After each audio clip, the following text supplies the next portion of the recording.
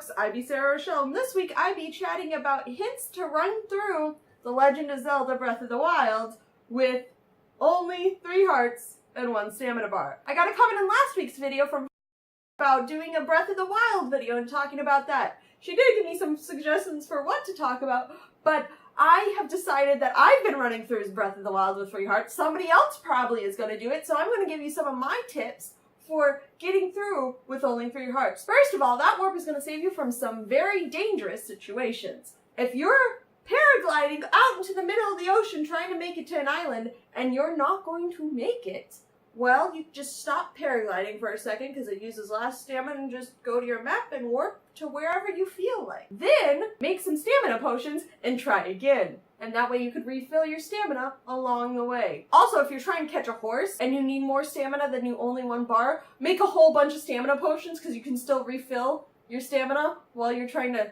tame the horse. So that's also another tip. How to do that one. That warp is so good, like, because you could fast travel just like anywhere and it's wonderful. It's the best thing ever. Like, I've had to use it where I ended up on the underside of a land bridge. If I fell into the water and tried to swim away, first of all, I wouldn't be able to swim to any land without running out of stamina, and second of all, they were all cliffs, so then I would once again be out of stamina.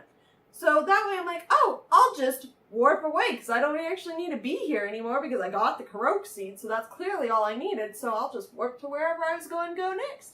That's how you do that. If you're falling and you don't have any stamina, you could either warp away, but your paraglider, you can actually open it for a split second even if you're out of stamina. So you can do that too when you get close to the ground. Like, you open it for a split second, it will slow you down enough. And if you're close enough to the ground, you'll just land, and it's wonderful. You get saved from so many bad situations. Middle of the fight with the monster camp that you're not looking like you're gonna win, just warp away. You can open the menu at any point, so you can just warp away at any point, and it is wonderful. Second of all, if you're like me and want to do all the side quests first, you're gonna be running into, like, Hyrule Fields and Hyrule Castle completely ill-prepared. Not to fight Ganon, no, but to get some side quest up. And spoilers, there's a memory in the castle. If you're like me and running in there, and you have all these guardians to go through that are going to shoot lasers at you. First of all, for the ones that are stuck on the ground, run up to them and shoot an arrow right into their eye or in the area surrounding it, because it will stun it. It's just like a headshot on a monster. It will stun them and knock them back for a bit. It still knocks them back. Their head flips around, and then you could just spam arrows into their eye because you're up close and personal. If all you do is spam arrows, your shot is always lined up because they don't move. Even if they're in the middle somewhere and they roll back, they rock back to that initial position, and you can still spam arrows into their eyes. It's so good. Guardian arrows actually work really well. If you have them, use them. If you don't, don't. The next thing with those ones is if they're the walking ones, knock off their legs enough and then go and just spam them into their eye. Because actually, if you knock off like 3 of their legs, they'll rock back, and then they'll rock up, and you could spam an arrow into their eye. Not spam, but shoot an arrow into their eye. It will knock them back again, because it's that critical hit. And then rock them back, and you're still always going to stay lined up. But you have to be up close and personal for this to work. And don't use bomb arrows, because you're going to die if you try and use a bomb arrow, because you're just so close that you get hit with the entirety of the explosion, just as they do. So don't do that if you're only running around with 3 hearts. It's a bad idea. If you're fighting the little test of strength guardians in the shrines, though, you need to either pretty much use arrows. Use arrows for everything. They're your lifeblood. They're your savior. They're going to save you in so many fights, because that way you can just spam them from a distance and you never have to get up close and personal where you're in danger of taking a 1-hit kill, which happens a lot when you're running around with 3 hearts. Have fairies on hand, but back to the arrows part. Is in the test of strength, ice arrows and electric arrows are actually the best there, because they stun them just enough that you could run up and get 1 or 2 hits with like a more powerful weapon at that point, especially if you have a guardian weapon. And then you can run back, hit them with an ice or electric arrow. You don't necessarily need to run back if you can line up your shot correctly. And then just rinse and repeat pretty much. The entirety of this is hit them with the arrow that stuns them, and rinse, hit them with the weapon or another arrow, and rinse, repeat. Just keep doing the same thing. Another thing that to have with arrows is have plenty of bomb arrows, because bomb arrows are better for monster camps.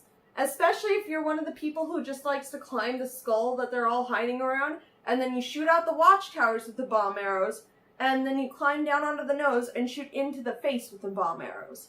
And that usually wipes out enough people that you can take on the last few with fairly little problem. Just use your shields. It's a thing. I know I'm the person that my tagline on everything is damage happens, but when you're running around with 3 hearts, you can take like 1 hit and then you have to heal yourself. Otherwise, if you get hit again, you're dead. So have fairies on hand, have stamina potions on hand if you're trying to reach an inconvenient place. Have food on hand to heal mid-battle, because I think it's the funniest thing that you can just open the menu at any time and be like, okay, do I want to warp out of here or do I want to finish the fight? I'll just eat some food to finish the fight. That's it. Like, it's the funniest thing. But here's me. I'm running around. I could have like, let's see. 4 goes into 80, 20 times. I could have like, I don't know how the max heart limit on this game is, but I could have a bunch of hearts. I could have a bunch of stamina bars, and instead, I have chosen not to. But that's just me. I have not fought, it's disclaimer here, I've not fought any of the Divine Beast yet because I am just doing side quest and the memory. The only main quest I've done is the memory one, and I'm at the last portion of it, I think. I have not done the Divine Beasts, so there's no tips for that. I have not done any major quests other than the memories. So I have little tips for that, other than there's one memory that really bugged me, and thank you to the one person at one of the chats that gave me the hint. It was very, very helpful, because I finally found that last memory. 3 hearts! Running around Hyrule with 3 hearts. These are my things that I get through. Have fairies, upgrade your armor, have stamina potions, have food on hand. You don't even need to like cook anything, because you're only at 3 hearts anyway, so it's like roast a couple apples and call it good. Well, actually roast like a coconut or something and call it good, because those will heal you a little better. There's just so much you can do. I am so far with shrine-wise in the game with only having run 3 hearts. You should see my map. It's pretty funny. I have so many markings on the map too of things I still need to do. But yeah, I play Breath of the Wild like I play Assassin's Creed by getting every single tower first so I can see the entire map immediately. And then like I play Skyrim by doing every single thing that I can other than the main quest, and then actually proceeding to do the main quest. Little tidbit to me, I went through so much of those side quests and everything without the dragon shouts because I didn't want to progress in the main quest until I did as much of the side quests as possible. Not recommended for Skyrim, but doable. I'm that type of person, I'm just stubborn and want to get everything else done, so that way when I approach the main quest, I'm not missing anything.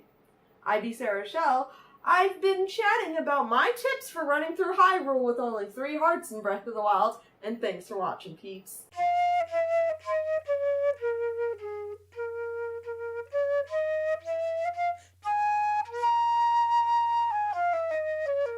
Subscribe.